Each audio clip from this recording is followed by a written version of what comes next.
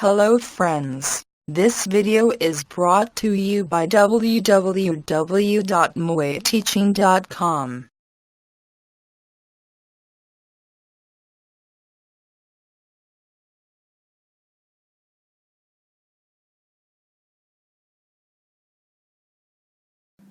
We proceed further by revisiting irrational numbers.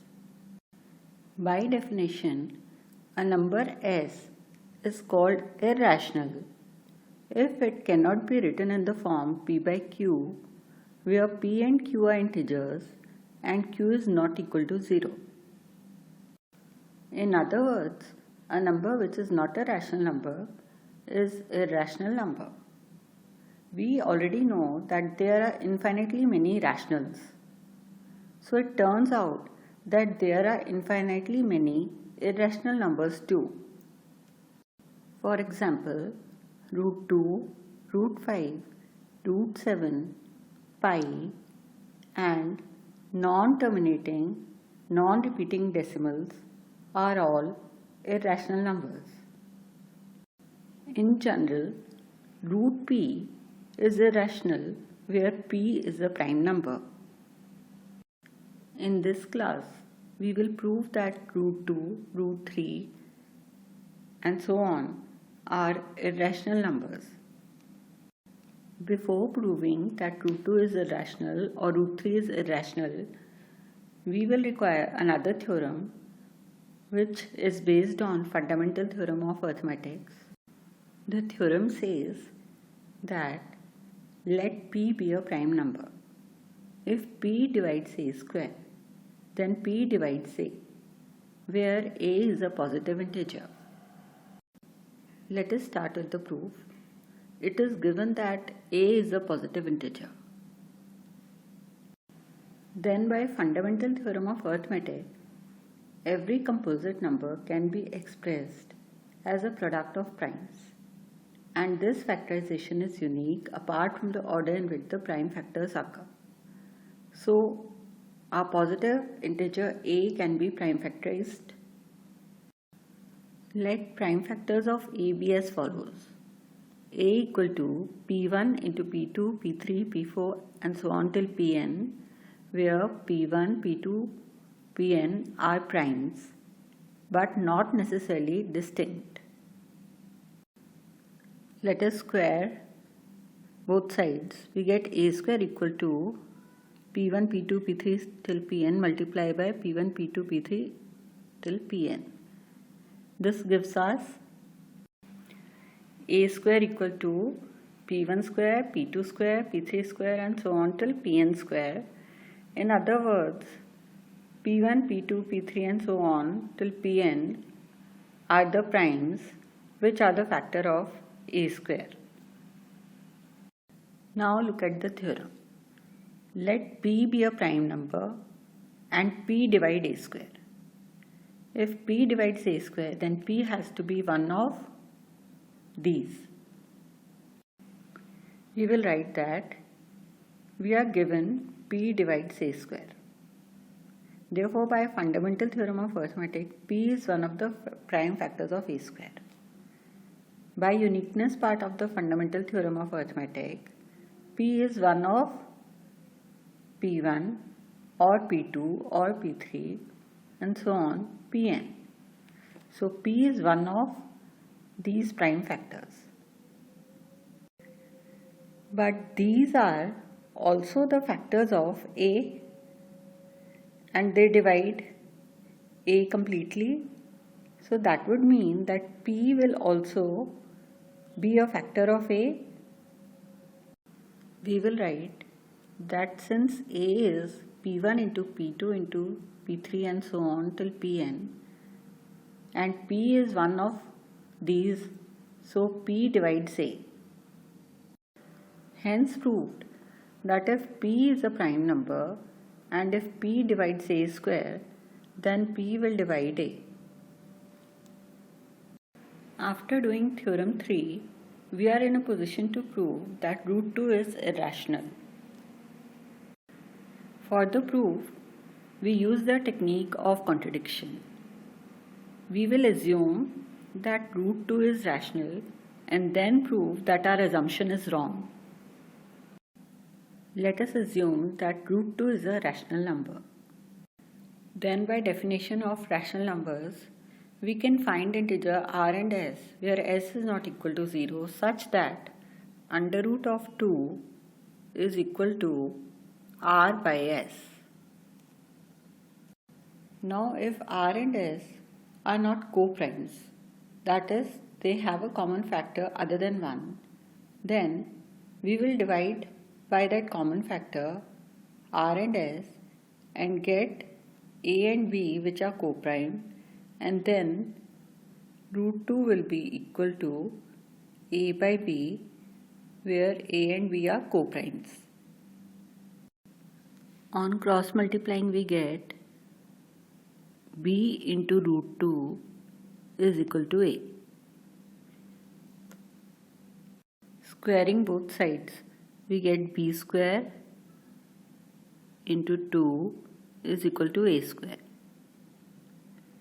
From here we can see that 2 is one of the prime factors of a square. That means 2 divides a square.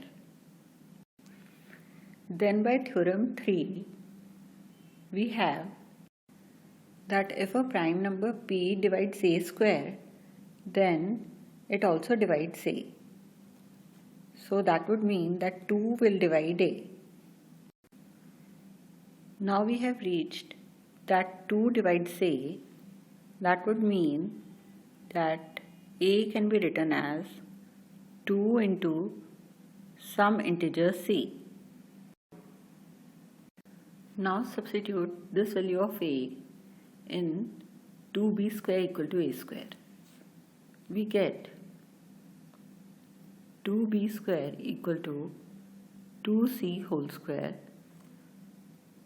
2b square equal to 4c square.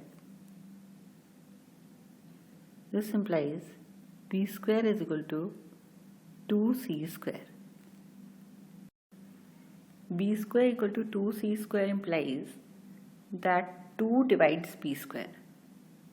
Again by theorem 3, 2 will divide b.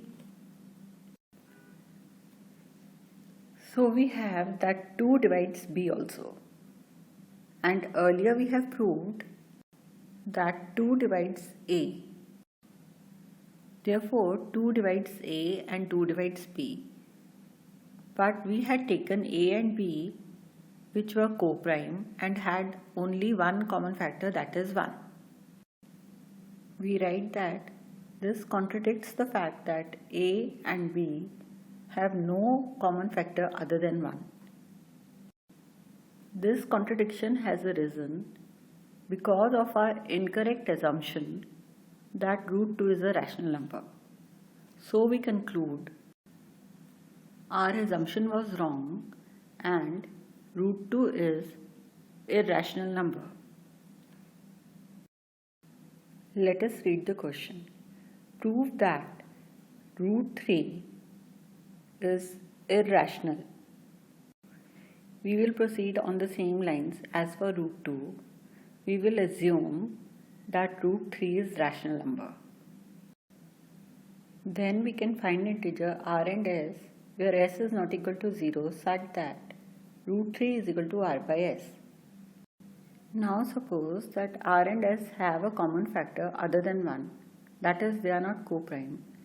Then we divide r and s both by the common factor and get a and b which are co-prime.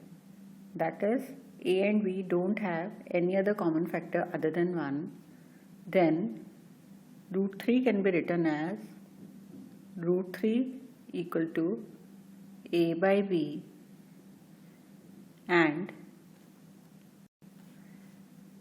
b root 3 equal to a. Squaring both sides we get b square into 3 equal to a square. This expression shows that a square is divisible by 3. Then by the theorem, A is divisible by 3. That means A can be written as 3 into C, where say C is some integer. Substitute the value of A in 3b square equal to A square. We get 3b square equal to 3c whole square. 3b square equal to 9c square, which implies that b square equal to 3c square. B square is equal to 3c square means that b square is divisible by 3 and 3 is a prime number. So theorem 3 will imply that b is divisible by 3. This would mean that a and b both are divisible by 3 and hence they have a common factor 3. But this contradicts the fact that a and b have no common factor other than 1. This contradiction has arisen because of our incorrect assumption that root 3 is a rational number. So we conclude that root 3 is irrational. Let us read the question. Show that 5 minus root 3 is irrational. Before starting the proof, we would like you to note that we had mentioned in class 9 that sum or difference of one rational and one irrational number is irrational. But here we have a question in which we have to prove it. So let us now start with the proof. Let us assume to the contrary that 5 minus root 3 is a rational number. Then by definition of rational numbers, we can find co-prime integers a and b where b is not equal to 0 such that 5 minus root 3 equal to a by b. Let us rearrange this equation. We can get 5 minus a by b is equal to root 3. Solving this further, on the left hand side we can have b as LCM. The numerator is 5b minus a equal to root 3. Now look at the left hand side of this equation. Since a and b are integers where b is not equal to 0, then 5b minus a whole by b is a rational number. And we are getting that root 3 is equal to a rational number.